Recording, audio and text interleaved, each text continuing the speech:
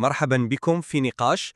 اليوم كنا نتناول واحد القضية حساسة وكتمسنا كاملين، هي علاقتنا بالفضاء العام. غادي نتكلموا على منتزه سيدي معافى في مدينة وجدة، اللي يعني بزاف ديال الناس كيعتبروه الرئة اللي كتنفس بها المدينة. وغننطلقوا من واحد الحملة ديال النظافة التطوعية تنظمات تما باش نغوصوا في الأسباب الحقيقية ديال تدهور هذا الفضاء. والسؤال اللي صراحة كيفرض راسه بقوة هو: واش هاد الكارثة البيئية اللي كيعيشها المنتزه هي في الجوهر ديالها مجرد انعكاس لسلوك فردي، يعني أزمة وعي وغياب للروح المدنية عند المواطنين؟ أو أننا أمام مشكلة بنيوية أكبر بكثير، مشكلة كتعلق بفشل مؤسساتي في تهيئة وتدبير هذه المساحات العمومية، وهذا الشيء هو اللي كيخلق بيئة كتشجع على الإهمال. أنا غادي ندافع على وجهة نظر اللي كتقول أن التركيز على لوم المواطن هو زعما أبسط حل، ولكنه كيتجاهل المسؤولية الكبيرة اللي واقع على عاتق المؤسسات. بينما أنا غادي نتبنى الموقف اللي كيقول أن جوهر المشكلة كاين في أزمة قيم وسلوك فردي، وأن أي حل ما كيبداش من المواطن نفسه فالمصير ديالو هو الفشل. شوف، خاصنا نكونوا واضحين من الأول، داكشي اللي كنشوفوه في غابة سيدي معافى ماشي مجرد إهمال عادي وعابر، لا، هو مراية لأزمة سلوكية عميقة. والأدلة من المادة المصدر واضحة بزاف. المتطوعين والمواطنين اللي داروا معهم الحوار كيهضروا بلغة مباشرة، كيشيروا بصباع الاتهام نيشان لزوار المنتزه، اللي كيف ما قال واحد منهم كيخليو موراهم الوسوخات ديالهم. والموضوع راه كيفوت انك غير غترمي قرعه ديال المخاويه. حنا كنتكلموا على نوعيه ديال النفايات اللي كتكشف على واحد العقليه ديال الاستهتار المتعمد. قراعي ديال الشراب، شي وحدين منهم مهرسين عمدا في بلايص كيلعبوا فيهم الدراري الصغار، بقايا مواد البناء، حوايج قدام، ريدويات. هادشي راه ما كيديروش الزائر اللي نسى يجمع حوايجو، لا، هادشي كيديرو شخص قرر بوعي تام انه يحول هذا الفضاء العام لمزبله شخصيه ديالو. اذن هي ازمه قيم قبل ما تكون ازمه تدبير. هاد الطرح مفهوم، ولكن في رأيي كيتجاهل الصورة الكاملة وكيركز غير على الأعراض ماشي على المرض. لوم المواطن هو أسهل طريق، ولكن في الحقيقة هو ماشي عادل وماشي دقيق. المادة المصدر نفسها إلا قريناها مزيان كتعطينا أدلة قوية على أن المشكلة أعمق. واحد من المتحدثين كيوصف الوضع المادي ديال المنتزه بواحد المرارة كبيرة، غياب تام للمرافق الأساسية، لا ماء لا مرافق صحية، وحتى الحاويات ديال القمامة ما كافيينش. ومن بعد كيسول واحد السؤال بسيط وبليغ: فين يمشي الزائر؟ يمشي تحت الشجر؟ يعني كيفاش يمكن لينا نتوقعوا سلوك حضاري من ناس كنحطوهم في واحد الفضاء اللي ما فيهش أبسط مقومات التحضر؟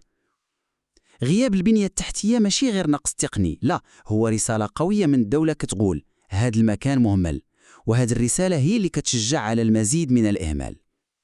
والمشكلة راه ماشي غير في القمامة، المشكلة هي تدهور كامل للنظام البيئي. واحد آخر أشار لاختفاء الطيور والحشرات وتساءل بحسرة: واش نقولوا يا حسرة على ديك الثقافة اللي كانت نسمعوا الطائر غرض؟ هذا راه موت بطيء ديال البيئة كاملة، ودليل على فشل في الإدارة البيئية الشاملة، ماشي مجرد نتيجة ديال الناس كيرميو الزبل. أتفهم المنطقة ديالك، ولكن واش ما كيسحاب لكش أنك كتعطي للمواطن عذر ساهل بزاف؟ نكونوا واقعيين، واخا تكون في صحراء قاحلة ما فيها حتى مرفق، الإنسان اللي عنده واحد الحد الأدنى من داكشي اللي اسمه واحد منهم التربية ما غاديش يرمي قرعة ديال الزجاج ويهرسها عمدا. هذا ماشي إهمال، هذا فعل عدواني. واحد من المتدخلين قالها بكل وضوح: كاين اللي ماشي غير يرمي هذاك يهرسها. هذا الفعل، هذا تكسير الزجاج، راه كيفوت الحاجة لحاوية قمامة، هو كيكشف على رغبة في إلحاق الأذى بالبلاصة وبالناس اللي غادي يجوا من بعده. ولكن واش سولت راسك على السبب النفسي اللي مورا هذا الفعل العدواني؟ واش ما يمكنش يكون هذا السلوك هو رد فعل وخا يكون سلبي ومدمر على واحد الشعور عميق بالتهميش والإقصاء؟ فاش المواطن كيحس أن الدولة محترمه وما كتوفرش ليه فضاء عام لائق ومجهز، كيفقد الشعور بالانتماء لديك البلاصة، كيولي الفضاء العام ملك الدولة ماشي ملكنا جميعا. وهذا الشعور بالغربة هو اللي كيولد بحال هاد السلوكات التدميرية، هو شكل من أشكال الاحتجاج المشوه. أنا كنشوف أن هذا التحليل خطير لأنه كيبرر التخريب. إلا تبعنا هذا المنطق، إذن أي فشل حكومي كيبرر للمواطن أنه يدمر الممتلكات العامة. شوفي غير طبيعة ديال النفايات الأخرى، أزبال ديال الديور ومخلفات البناء. هاد الشيء كيأكد أن بعض السكان كيتعاملوا مع الغابة كمطرح ديال النفايات فابور. هاد القرار ما عنده حتى علاقة بزيارة المنتزه للترفيه، هو قرار اقتصادي بحت ديال شي واحد ما بغاش يخلص التكاليف باش يتخلص من النفايات ديالو بطريقة قانونية. كيفاش يمكننا نربطوا هاد الشيء بغياب المرافق الصحية في المنتزه؟ هذه مسألة ديال انعدام الضمير والأنانية المطلقة. أنا لا أبرر التخريب، أنا كنحاول نفهم الجذور ديالو.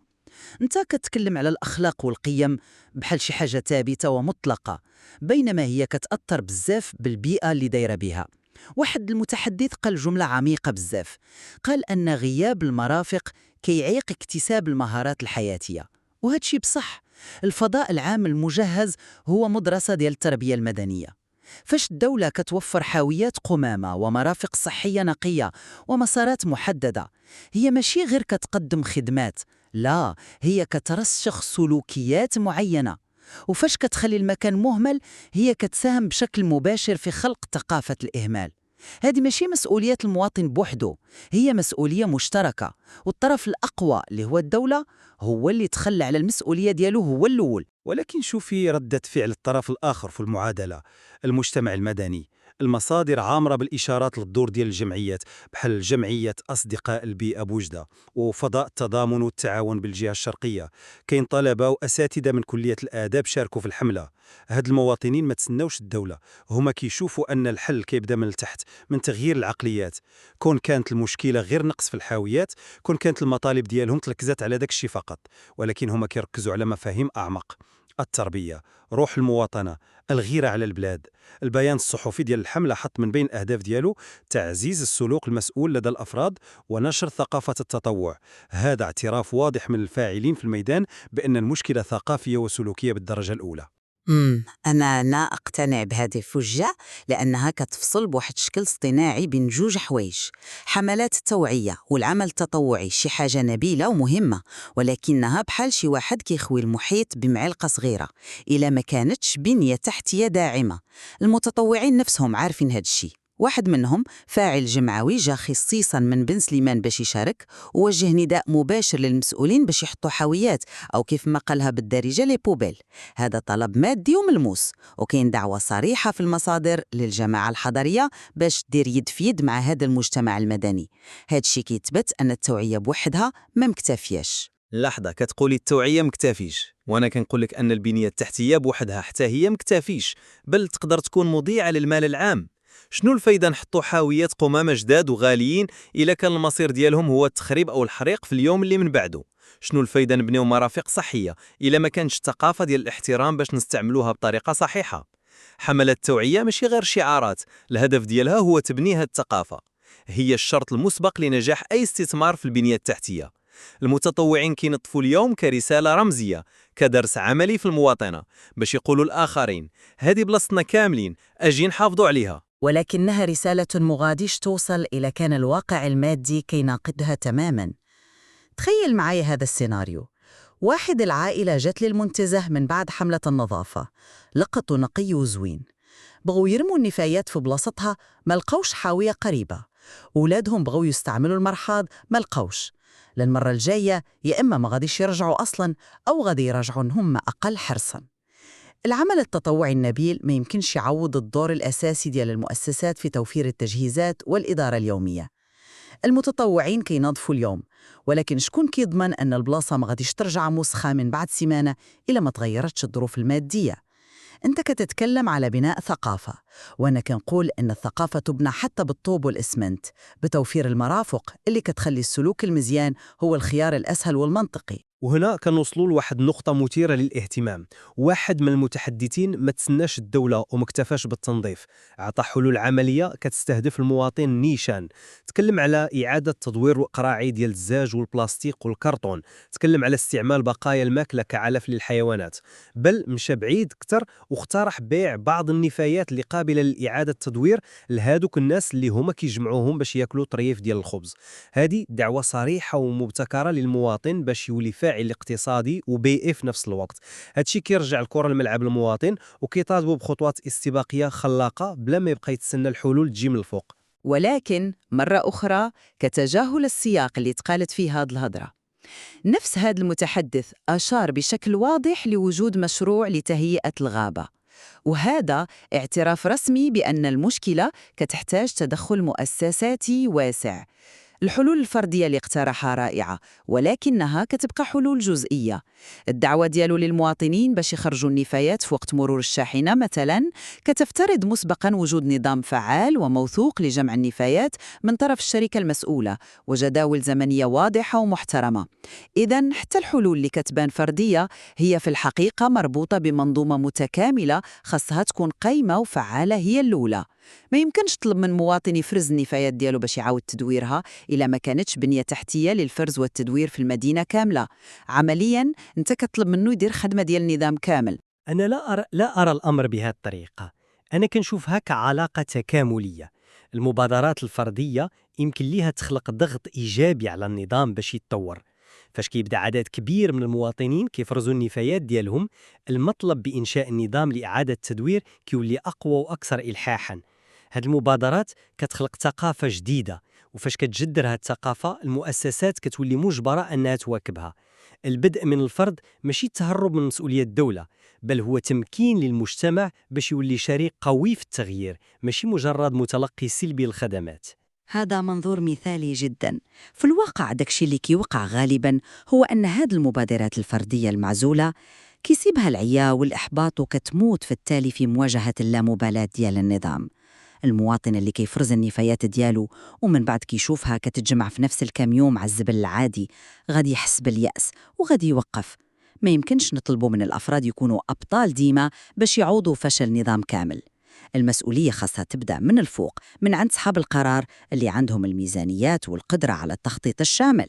هم خاصهم يهيئوا المسرح هو الأول، عادي يعيطوا على المواطنين باش يلعبوا الأدوار ديالهم. فالأخور، ومن بعد هذا النقاش كامل كنرجع لنقطة البداية ديالي.